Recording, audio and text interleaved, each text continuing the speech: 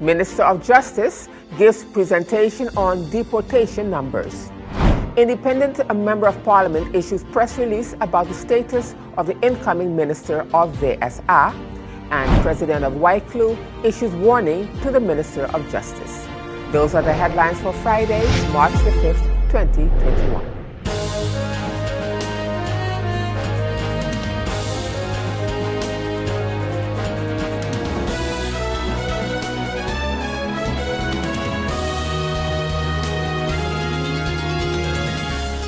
Good evening, viewers. This is SXM Daily News, and I'm Valerie Van Putten. Thank you so much for joining me this evening. And as usual, we have a full newscast in store for you, so let's get started. In our first story, Unions on St. Martin has had enough with the Minister of Justice and the back and forth. The NAPB has meanwhile booked another letter to the minister this week for a meeting with respect to the rights to collective bargaining. That is according to the president of the Wycliffe, Claire Elshot. Speaking at the Anti-Poverty Platform's weekly press conference on Thursday last, the union bosses of the Wycliffe and the NAPB says that if the Minister of Justice and the Minister of General Affairs does not stop the disrespect for the right of collective bargaining of NAPB and its workers, they will be taking the government to court. Meanwhile, the NAPB president, Rogerel Mauricia, said that the workers at the police station have reported occupational health and safety issues, and the NAPB boss expounded on the working conditions. NAPB has booked another letter this week to follow up on the former request for a meeting which respects the rights of collective bargaining. If the Minister of Justice and the Minister of General Affairs do not stop the disrespect for the right of collective bargaining of NAPB and its members, then NAPB will take the government to court. And I must add that the support will be there from the CCS members for this action. NAPB want to illustrate on occupational health and safety issues at police station Phillipsburg. NAPB has to intervene this week on behalf of several members working at the police station Phillipsburg that they had reported occupational health and safety issues at the police station in Phillipsburg, and which means that they are reporting signs that are still mold at the police station at Phillipsburg. NAPB wants to reiterate that since 2019, on numerous occasions was tabled the unhealthy and unsafe working condition in our police station, which arose since Hurricane Irma. NAPB noted now that the police station meanwhile has been repaired and is deemed mold-free, but repairs at the Phillipsburg station still have to be finished, and the mold infestation apparently is still there. Different employees have already reported sick due to this unhealthy working condition. NAPB plan to send a mail to the Chief of Police requesting him a meeting whereby we will request documentation with proof that police station Phillipsburg is mold-free and there is no threat for occupational health and safety for all employees at the police station. So that is also one of those issues that we have been encountered this week, since that we was being available for members who have some issues, labor issues to address to the union, and this is also one of them that appears, and we will address this coming week with our Chief of Police and to see how we can continue to go about it and assist our members them that have that issue with the mold at the police station in Phillipsburg. And in other news at this time, at the Council of Ministers' weekly press briefing on Wednesday last, the Prime Minister fielded a question from the press regarding the letter from Independent Member of Parliament Christophe Emmanuel on the screening of the VSA minister. The Prime Minister was asked for clarification and more information regarding the screening and appointment for the incoming VSR minister and how soon will we be seeing a new minister. The Prime Minister said if they were missing a minister, she could understand the urgency in people trying to get information before it is ready. She continued that the discussion has to be had internally first before they can go public, and she will not go into details just because someone feels like making headlines every other day. If we were missing a minister, I could understand the urgency of people trying to get that information before it is ready. And even so, asking for the information before the process is finished is not, you're not going to get the information any faster. The process requires that the discussion is had internally. And once that discussion is had internally, then we can talk public about these things. One of the reasons from the beginning, I don't go into who is, this is all based on what the media and or the public has divulged. I have never divulged any of that information. It is internal information, it is confidential information, and I would like, it's unfortunate that members of parliament feel the need to bring this forth in the media. It is not a process that requires that kind of external scrutiny until it is finalized. It is between the candidate and in normal stages, it is the formateur, which I'm now Prime Minister, and His Excellency the Governor. And once that process is done, whether the candidate or myself and or the governor chooses to publicize, that is then to either of us purview. But I will not go into any details on that just because someone feels like, making headlines every other day. And as we continue now with more news, the Central Committee meeting, which was adjourned on February the 24th, 2021, was to be reconvened today, Friday, at the House of Parliament. The CEO of the airport asked for additional time to answer the pertinent questions. The Minister of Tourism, Economic Affairs, Transport and Telecommunication was in attendance, as well as the CEO, and the agenda points were the update on the reconstruction project at the airport terminal and the operational projections for 2021, structural composition of the company's hierarchy and the reasons for the various supervisory boards, and the protection of assets of the country by removing the assets presently at PJIAE and place them correctly at PJIAH. The meeting was requested by members of Parliament C.A. Buncamper, G.S. Heiliger Martin, R. Bryson, A.E. Arundel, and C.T. Emmanuel. My tenure in office has been about 11 months, a time beset by the greatest economic and health crisis the world has seen in a century, and a crisis which has not spared St. Martin.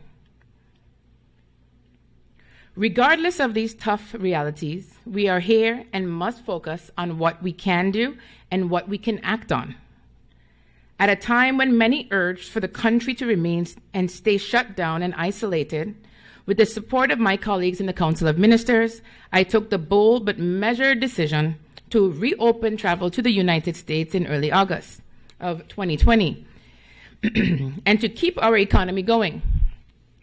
Both the Central Bank and the International Monetary Fund forecast an economic turnaround and an increase in economic activities compared to last year. Madam Chair Lady, members of Parliament, it is no doubt that a lot is at stake. Our regional competitors are watching our developments unfold. The restoration of the Princess Juliana International Airport is clearly a national priority if we want our economy to recover, and our country to be on a path to greater prosperity. I will live up to my responsibility in the interest of our country to do what is right, but I also have a responsibility to do it in the right manner within the parameters and the prescriptions of the law.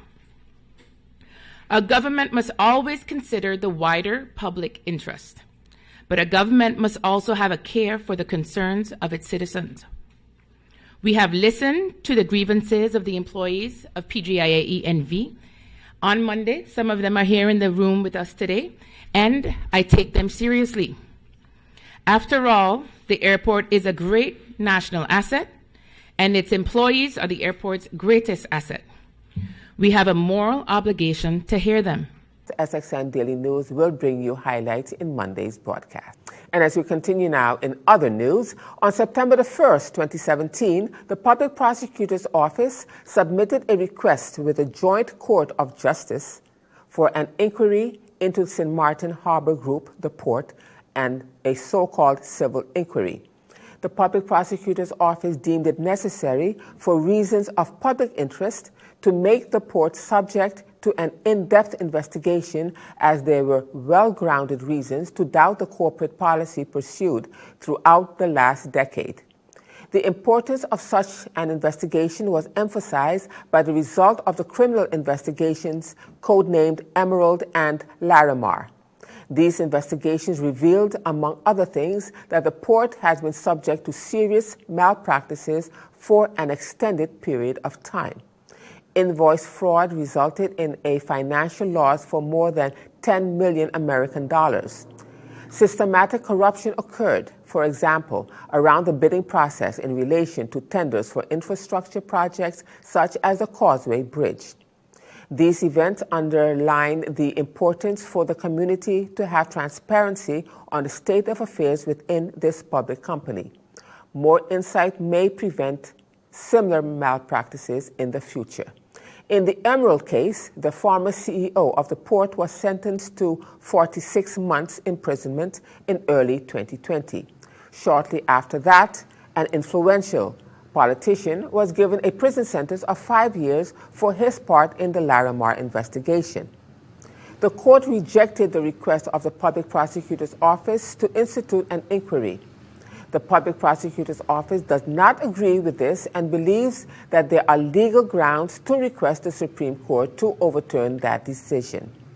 On Thursday, the 4th of March, which was yesterday, 2021, an application for cassation was filed with the Supreme Court in The Hague on behalf of the Public Prosecutor's Office on St. Martin. And still to come, Minister of Education says the exam classes were his first priority when they considered getting back to face-to-face learning. And I'll have the details to that story and more when SXM Daily News returns.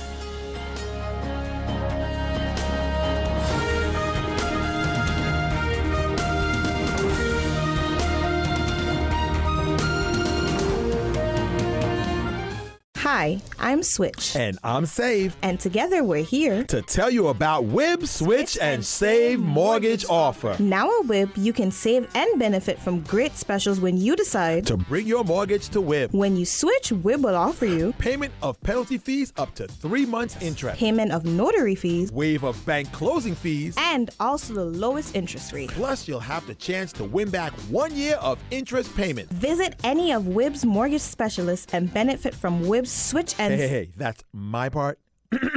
And Save Mortgage Offer. WIB, your partner in progress. Welcome back, viewers. You're watching SXM Daily News, and I'm Valerie Van Putten. As we continue now with other news, at the Council of Ministers press briefing last Wednesday, Minister of Education, the Honorable Rodolphe Samuel, also fielding a question from the press on the return to face-to-face teaching and an insight on how children are doing from an academic perspective. The Minister of Education said that one of his objectives when they looked at the possibility of going back to face-to-face learning and teaching in the classroom, the exam students, and ensuring that they were the first to go back was his first priority. And he expounded further. One of the first things that I set out to do when we looked at the possibility of going back face-to-face was to make sure that the students that are in the exam classes, that they were the first to go back in the classroom for face-to-face. And the reason for that was to make sure that those students that have to face exams would be the ones to get attention so that they would not build up a gap. Now, as we went along, and it depends on how much the situation was with the virus within the community, whether we had clusters or whether we did not have clusters. We did apply the measures of the education continuity plan, and the measures indicated that if we had a lot of clusters, we would go in the direction of distance learning, and if we had minimum clusters or no clusters, we would go in the direction of face-to-face. I visited a school this week. On Monday morning, I visited the Seventh-day Adventist school in Cold Bay. And one of the things that I saw is that there was room in many of the classrooms to bring back more students, while the school was still, using the system of staggered or hybrid. And I explained to them, when you do have big classrooms, and this was also written to the school boards, if you have a classroom that is large enough to bring back more students, you as a school should do your best in order to bring back more students. So this too was discussed with them.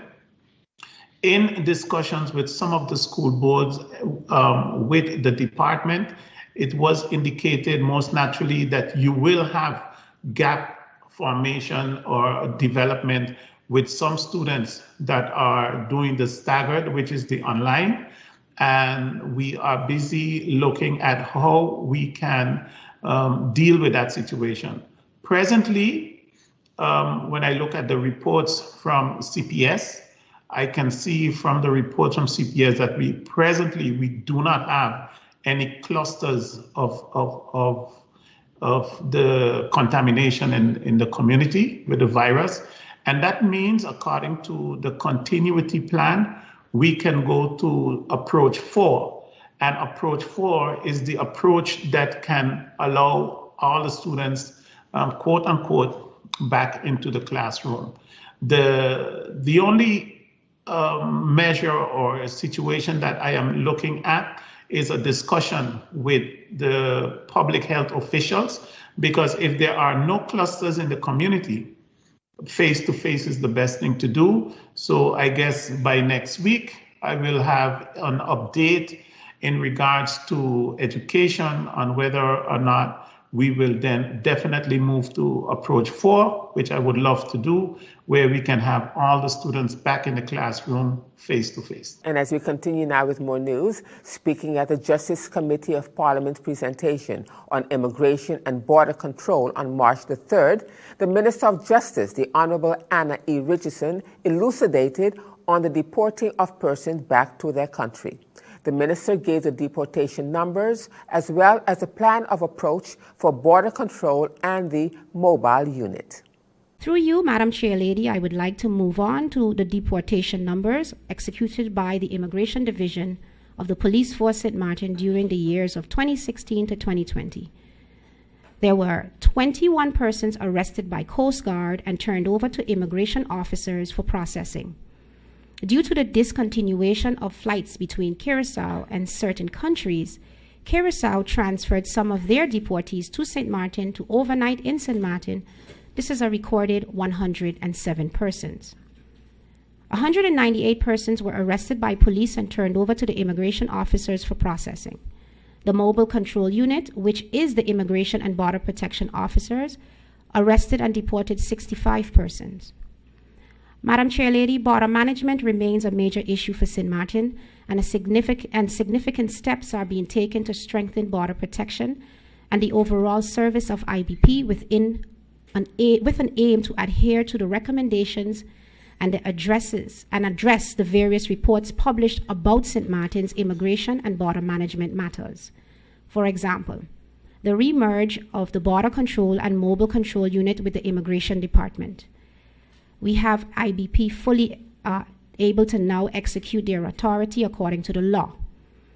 We are creating a new and optimal process for the IBP organization. We are outfitting personnel with new uniforms and equipment. We are reopening the Marina Joint Control Teams, and we have immigration courses in the pipeline for officers to complete. Madam Chair Lady, as you and members of Parliament may be aware, in December 2020, I came to Parliament to give some updates with regards to the Ministry of Justice. It is during that meeting, one of my updates related to my decision to follow the law as it is so prescribed and return Border Protection and the Control Unit, the Mobile Control Unit, back under the Immigration and Border Protection Services. I am happy to announce that the Border Protection and Mobile Control Unit officially moved to the IBP Department on March 1st, 2021. As part of IBP's growth and development, a plan of action as per on August 13, 2020, the Ministry of Justice engaged SORB to produce a process manual to be able to anchor the processes of the Immigration Department into law. Ultimately, this defines what each officer's role and responsibilities are within the department. The SORB assignment commenced on December 9th, 2020, and will also include Residence and Admittance Department. And the issue of new uniforms and the Mobile Border Control Unit under KPSM was also expounded on by the minister. As part of the transition, the Border Protection and Mobile Unit will also get new uniforms, and those can be seen as a sample on the screen.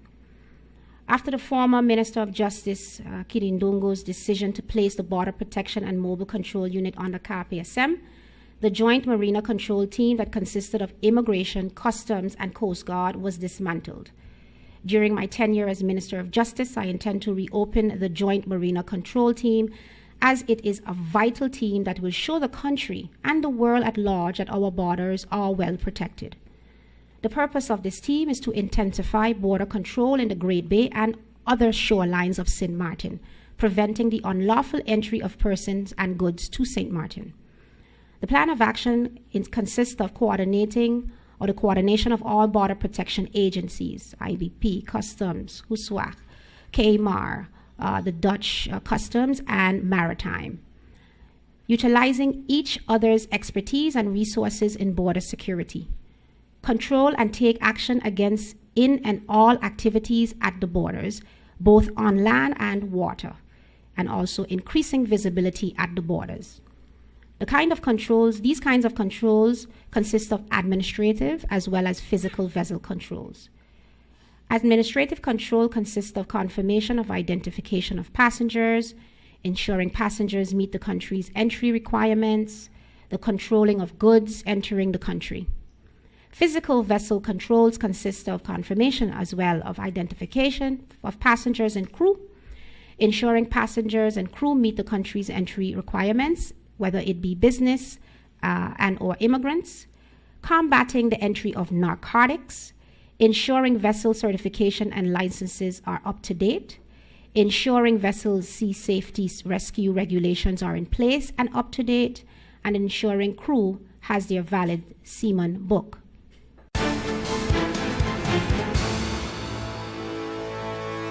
Now, turning to our weather forecast for March the 5th, 2021, the Atlantic high pressure ridge is a dominant feature across the region. Additionally, patches of moisture transported by the southeasterly wind flow is expected to trigger a few brief showers. Seas will remain slight to moderate during this forecast period.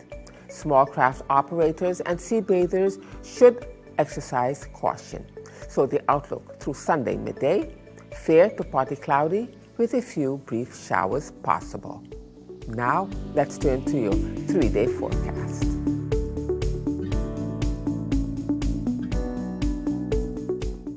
And still to come, we will be back with a COVID-19 update. I'll have the details to that story right after this.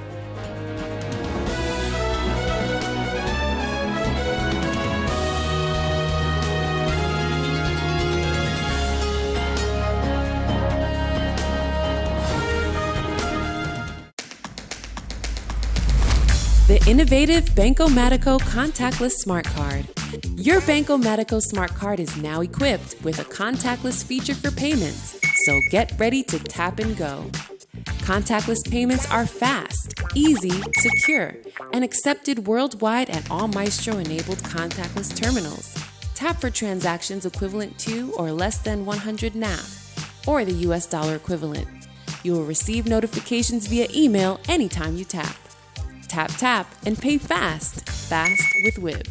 For more information, visit our website at wib-bank.net. Tap and go with your partner in progress. Welcome back, viewers. And as we end this edition of SXM Daily News for this evening and also this week, here is your COVID-19 update. As of March the 4th, there was one person who tested positive for COVID-19. However, 4 persons have recovered, bringing the total active cases to 17. The total number of confirmed cases is now 2,066. The Collective Prevention Services, CPS, are monitoring 17 people in home isolation. Currently, there are no patients hospitalized at the St. Martin Medical Center. The total number of deaths due to COVID-19 remains at 27. The number of people recovered since the first case surfaced on St. Martin has increased to 2,022. 33 people are in quarantine based on contact tracing investigations carried out by CPS.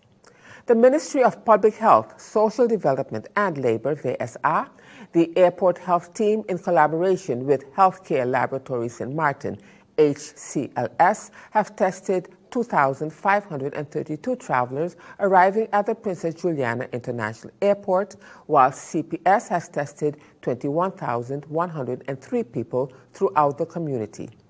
As the numbers continue to fluctuate, CPS will continue to actively execute its contact tracing measures.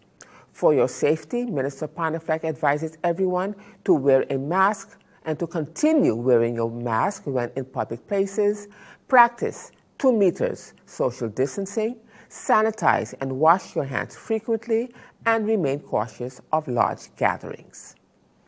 And with that, everyone, we've come to the end of this edition of SXM Daily News for this evening. I am Valerie Van Putten, thanking you so much for tuning in this evening and also this week. And just a reminder that this and other programs are available online. Simply log on to stmartinmediacenter.com for viewing. And on behalf of the SXM Daily News team, we thank you so much for watching and plan on meeting you right back here again on Monday. Do enjoy a safe weekend.